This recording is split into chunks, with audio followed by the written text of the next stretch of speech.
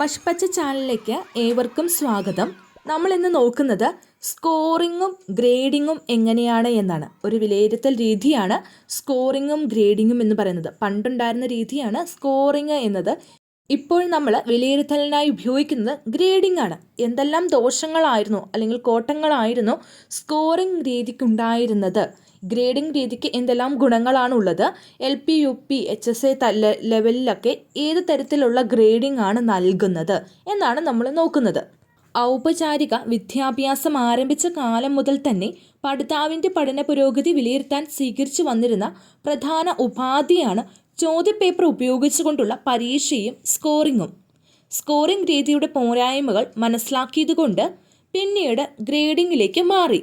ഇനി നമ്മൾ സ്കോറിംഗ് രീതിയുടെ കോട്ടങ്ങൾ എന്താണ് എന്നാണ് നോക്കുന്നത്. സ്കോറിംഗ് രീതിയായിരുന്നു പണ്ടുണ്ടായിരുന്നത്, അതിനെന്തെല്ലാം ദോഷങ്ങളാണ് ഉണ്ടായിരുന്നത് എന്നാണ് നോക്കുന്നത്.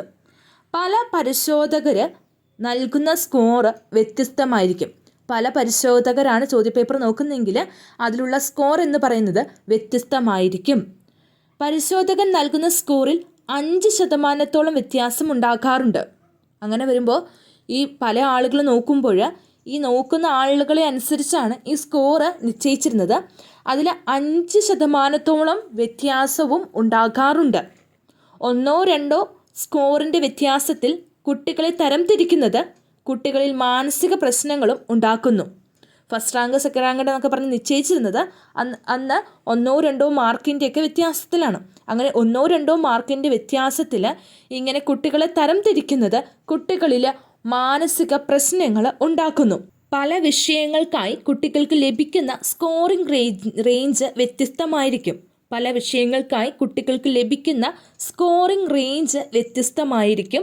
പഠിതാക്കളിൽ അനാവശ്യമായ മത്സര മനോഭാവം ഉണ്ടാകുന്നു. രക്ഷിതാക്കളുടെ അനഭിലഷണീയമായ ഇടപെടലിനും കാരണമാകുന്നു. എന്തൊക്കെയാണ് സ്കോറിംഗ് രീതിയുടെ കോട്ടങ്ങളായി പറയുന്നത്? പല പരിശോധകർ നൽകുന്ന സ്കോർ വ്യത്യസ്തമായിരിക്കും. പരിശോധകർ നൽകുന്ന സ്കോറിൽ 5% വ്യത്യാസമുണ്ടാകാറുണ്ട്. 1-2 സ്കോറിൻ്റെ വ്യത്യാസത്തിൽ കുട്ടികളെ തരംതിരിക്കുന്നത് കുട്ടികളിലെ മാനസിക പ്രശ്നങ്ങൾ ഉണ്ടാക്കുന്നു. പല വിഷയങ്ങൾക്കായി കുട്ടികൾക്ക് ലഭിക്കുന്ന സ്കോറിംഗ് റേഞ്ച് വ്യത്യസ്തമായിരിക്കും. പഠിതാക്കളിൽ അനാവശ്യമായ മത്സര മനോഭാവം ഉണ്ടാകുന്നു. രക്ഷിതാക്കളുടെ അനഭിലഷണീയമായ ഇടപെടലിനും കാരണമാകുന്നു. ഇത്രയുമാണ് സ്കോറിംഗ് രീതിയുടെ കോട്ടങ്ങളായിട്ട് പറയുന്നത്. ഇനി നമുക്ക് എന്താണ് ഗ്രേഡിംഗ് എന്ന് നോക്കാം. ഇപ്പമുള്ള സിസ്റ്റമാണ് ഗ്രേഡിംഗ് എന്ന് പറയുന്നത്. സ്കോറിംഗ് രീതിയുടെ അപാകതകളൊക്കെ പരിഹരിക്കാനായിട്ട് ഏർപ്പെടുത്തിയ വിലയിരുത്തൽ രീതിയാണിത്. എന്ത്? ഗ്രേഡിംഗ്. ലാറ്റിൻ പദമായ ഗ്രേഡോസ് എന്ന പദത്തിൽ നിന്നാണ് ഗ്രേഡിംഗ് എന്ന പദമുണ്ടായത്. പടി അഥവാ സ്റ്റെപ്പ് എന്നാണ് ഇതിൻ്റെ അർത്ഥം. ഗ്രാഡോസിൻ്റെ എന്ന ലാറ്റിൻ പദത്തിൽ നിന്നാണ് ഗ്രേഡിംഗ് എന്ന പദമുണ്ടാകുന്നത്.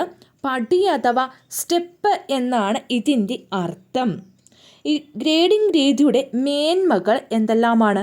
നമ്മൾ സ്കോറിംഗ് രീതിയുടെ കോട്ടങ്ങൾ നോക്കി. ഇനി നമ്മൾ ഗ്രേഡിംഗ് രീതിയുടെ മേന്മ. ഗ്രേഡിംഗ് രീതിയാണ് പുതിയതായി വന്നത്. നമ്മളിപ്പോൾ ഉപയോഗിക്കുന്നത് ഗ്രേഡിംഗ് രീതിയാണ്.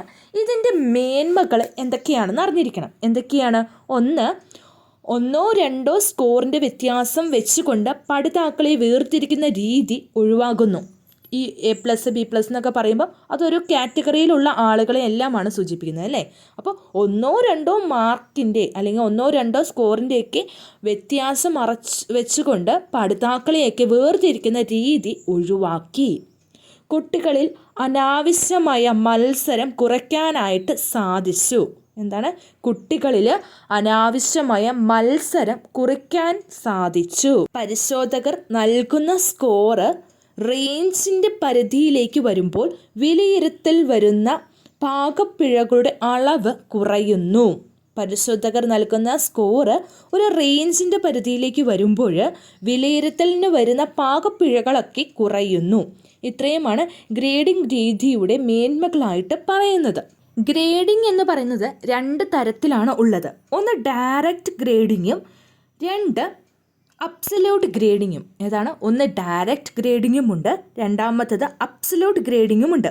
പഠിതാവിൻ്റെ പഠന നേട്ടങ്ങൾ വിലയിരുത്തി നേരിട്ട് ലെറ്റർ ഗ്രേഡ് നൽകുന്ന രീതിയാണ് ഇത്. അതായത് A+, A, B+ അങ്ങനെ നൽകുന്നതിനെയാണ് നമ്മൾ ഡയറക്റ്റ് ഗ്രേഡിംഗ് എന്നോ അല്ലെങ്കിൽ അബ്സല്യൂട്ട് ഗ്രേഡിംഗ് എന്നോ പറയുന്നത്. 2 തരത്തിലുള്ള ഗ്രേഡിംഗ് ഉണ്ട്.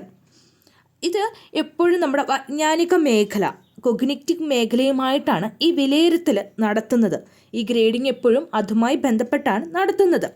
5 പോയിൻറ്റും 3 പോയിൻ്റ് സ്കെയിലുമാണ് പൊതുവെ ഉപയോഗിക്കുന്നത്. ഏതാണ്? 3 പോയിൻറ്റോ അല്ലെങ്കിൽ 5 പോയിൻറ്റോ സ്കെയിലാണ് പൊതുവെ നമ്മൾ ഉപയോഗിക്കുന്നത്. പഠിതാവിൻ്റെ പഠന നേട്ടങ്ങൾ വിലയിരുത്തുമ്പോൾ ലഭിക്കുന്ന സ്കോറിനെ ലെറ്റർ ഗ്രേഡിലേക്ക് മാറ്റുന്ന രീതിയാണ് അബ്സല്യൂട്ട് ഗ്രേഡിംഗ് എന്ന് പറയുന്നത്. അബ്സല്യൂട്ട് ഗ്രേഡിംഗ് എന്താണ്? പഠിതാവിൻ്റെ പഠന നേട്ടങ്ങൾ വിലയിരുത്തുമ്പോൾ ലഭിക്കുന്ന സ്കോറിനെ ലെറ്റർ ഗ്രേഡിലേക്ക് മാറ്റുന്ന രീതിയാണ് അബ്സല്യൂട്ട് ഗ്രേഡിംഗ് എന്ന് പറയുന്നത്. ഡയറക്റ്റ് ഗ്രേഡിംഗ് എന്ന് പറയുമ്പോൾ നമ്മളൊരു സംഖ്യ ഉണ്ടാവാതെ നേരിട്ട് തന്നെ A+ ആണോ A ആണോ എന്നൊക്കെ നിശ്ചയിച്ച് നമ്മളൊരു ഒരു ഗ്രേഡ് കൊടുക്കുന്നതിനെയാണ് ഉദ്ദേശിക്കുന്നത്. അബ്സല്യൂട്ട് ഗ്രേഡിംഗ് എന്ന് പറയുമ്പോൾ നമ്മുടെ ഒരു പരീക്ഷ ഇട്ടു. ആ പരീക്ഷയിലെ കുട്ടിക്ക് 20ൽ 16 മാർക്ക് കിട്ടി. ആ 16 മാർക്ക് കിട്ടിയ കുട്ടിയെ നമ്മൾ A+ലേക്ക് മാറ്റുന്നു. ഇതിനെയാണ് അബ്സല്യൂട്ട് ഗ്രേഡിംഗ് എന്നുകൊണ്ട് ഉദ്ദേശിക്കുന്നത്.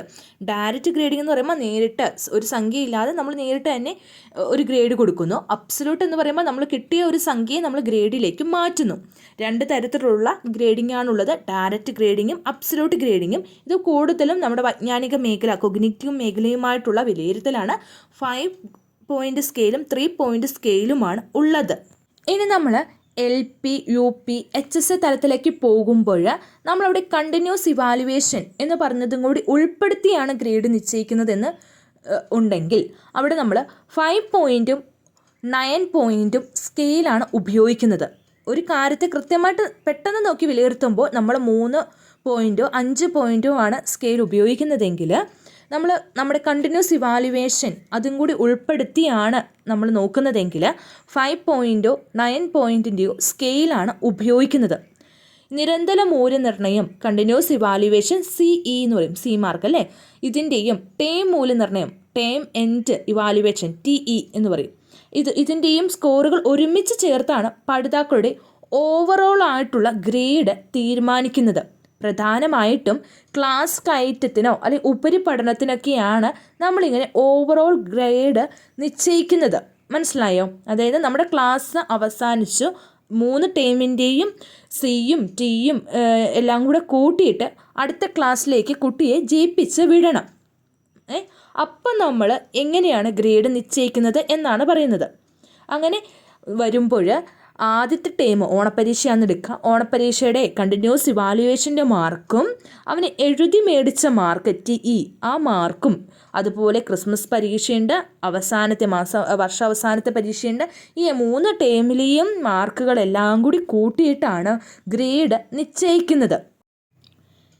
LP, UP തലത്തിൽ 5 പോയിൻ്റ് സ്കെയിലാണ് ഉപയോഗിക്കുന്നതെന്ന് പറഞ്ഞു. എന്നാണ് LP, UP തലത്തിൽ 5 പോയിൻ്റ് സ്കെയിലാണ് ഉപയോഗിക്കുന്നത്. HSA തലം മുതലാണ് 9 പോയിൻ്റ് സ്കെയിൽ ഉപയോഗിക്കുന്നത്. LPയിലും UPയിലും 5 പോയിൻ്റ് സ്കെയിലാണ്. അവിടെ എന്താണുള്ളൂ? A, B, C, D, E ഇത്രയും ഗ്രേഡുകൾ മാത്രമാണ് LPയിലും UPയിലും ഉള്ളൂ. ഒന്നും കൂടെ പറഞ്ഞേ, A ഉണ്ട്, B ഉണ്ട്, C ഉണ്ട്, D ഉണ്ട്, E ഉണ്ട്. അവിടെ ഇത്രയും പോയിന്റുകൾ മാത്രമാണ് LPയിൽ ഉപയോഗിക്കുന്നുള്ളൂ.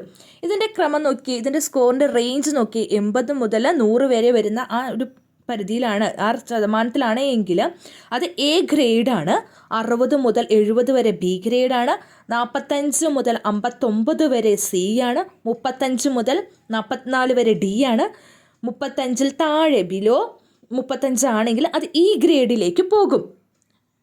മനസ്സിലായി? LPയിലും UPയിലും 5 പോയിൻ്റ് സ്കെയിലാണ് ഉപയോഗിക്കുന്നത്. ഇപ്പം നമ്മുടെ മാർക്കാണെങ്കിലോ 20-ൽ 16 മാർക്ക് കിട്ടുവാണെങ്കിൽ A ഗ്രേഡായിട്ടാണ് കരുതുന്നത്. മനസ്സിലായോ? 20-ൽ 16 മാർക്ക് കിട്ടുകയാണെങ്കിൽ അതൊരു A ഗ്രേഡായിട്ടാണ് LPയിലും UPയിലൊക്കെ കരുതുന്നത്. ഇത്രയും കാര്യങ്ങൾ മനസ്സിലായി എന്ന് വിശ്വസിക്കുന്നു. ഇനി നമ്മൾ HSAയിലേക്ക് പോവുകയാണെങ്കിൽ എങ്ങനെയാണ്? അവിടെ 9 പോയിൻ്റ് സ്കെയിലാണ് ഉപയോഗിക്കുന്നത്. HSAയിൽ 9 പോയിൻ്റ് സ്കെയിലാണ് ഉപയോഗിക്കുന്നതെന്ന് പറഞ്ഞു. അവിടെ A+, A, B+, B, C+, C, D+, D, E ഇങ്ങനെയാണ് ഗ്രേഡുകൾ പോകുന്നത്. അതിൽ ബിലോ 20 വരുന്ന ആളാണ് ഈ ഗ്രേഡിലേക്ക് വരുന്നത്. നമ്മുടെ ഇൻ്റർവ്യൂവിന് നമ്മൾ ഇത്രയും കാര്യങ്ങളൊന്നും അറിഞ്ഞിരുന്നാൽ മതി. ഇപ്പോൾ ഉള്ളത് ഗ്രേഡിംഗ് സിസ്റ്റമാണ്. പണ്ട് സ്കോറിംഗ് രീതിയായിരുന്നു, അതിന് കുറേ പരിമിതികളുണ്ടായിരുന്നു. അതുകൊണ്ട് ഇപ്പോൾ ഗ്രേഡിംഗ് സിസ്റ്റമാണ് ഉള്ളത്. ഗ്രേഡിംഗ് രീതിയുടെ മേന്മകൾ എങ്ങനെയാണ് എന്ന് നമ്മൾ നോക്കി, അതെന്താണെന്ന് മനസ്സിലാക്കിയിരിക്കണം. പിന്നെ അബ്സല്യൂട്ട് ഗ്രേഡിങ്ങും ഉണ്ട്, ഡയറക്റ്റ് ഗ്രേഡിങ്ങും ഉണ്ട്. അബ്സല്യൂട്ട് ഗ്രേഡിംഗ് എന്ന് പറയുന്നത് പഠിതാവിൻ്റെ പഠന നേട്ടങ്ങളെ വിലയിരുത്തുമ്പോൾ ലഭിക്കുന്ന സ്കോറിനെ ലെറ്റർ ഗ്രേഡിലേക്ക് മാറ്റുന്ന രീതിയാണ് അബ്സല്യൂട്ട് ഗ്രേഡിംഗ്. ഡയറക്റ്റ് ഗ്രേഡിംഗ് എന്ന് പറയുന്നത് നമ്മൾ നേരിട്ട് കണ്ട കാര്യങ്ങളെ നേരിട്ട് തന്നെ നമ്മളൊരു ഗ്രേഡ് നിശ്ചയിക്കുന്നു. അവിടെ പലപ്പോഴും നമ്മൾ കണ്ടിന്യൂസ് ഇവാലുവേഷൻ CE പരിഗണിക്കാറില്ല. അതുകൊണ്ട് തന്നെ 5 പോയിൻറ്റോ 3 പോയിൻറ്റോ ഒക്കെയാണ് സ്കെയിൽ പൊതുവെ സാധാരണയായിട്ട് ഉപയോഗിക്കുന്നത്. നമ്മുടെ ടേം അവസാനത്തോടെയൊക്കെ വരുമ്പോൾ നടത്തുന്ന പരീക്ഷകളിൽ പ്രധാനമായിട്ടും നമ്മൾ 5 പോയിൻറ്റുകളാണ് LPയിലും UPയിലും ഉപയോഗിക്കുന്നത്. ഹൈസ്കൂളിലേക്കൊക്കെ പോകുമ്പോൾ 9 പോയിൻ്റാണ് ഉപയോഗിക്കുന്നത്. ഇത്രയും ഓർത്തിരിക്കുക. ഈ ചാനൽ ആദ്യമായാണ് കാണുന്നതെങ്കിൽ ഇതിലെ മറ്റുള്ള വീഡിയോകൾ കൂടി കണ്ട് നമ്മുടെ ഇൻ്റർവ്യൂവിന് വേണ്ടി കൂടുതൽ പഠിക്കാനായിട്ട് ശ്രദ്ധിക്കുക.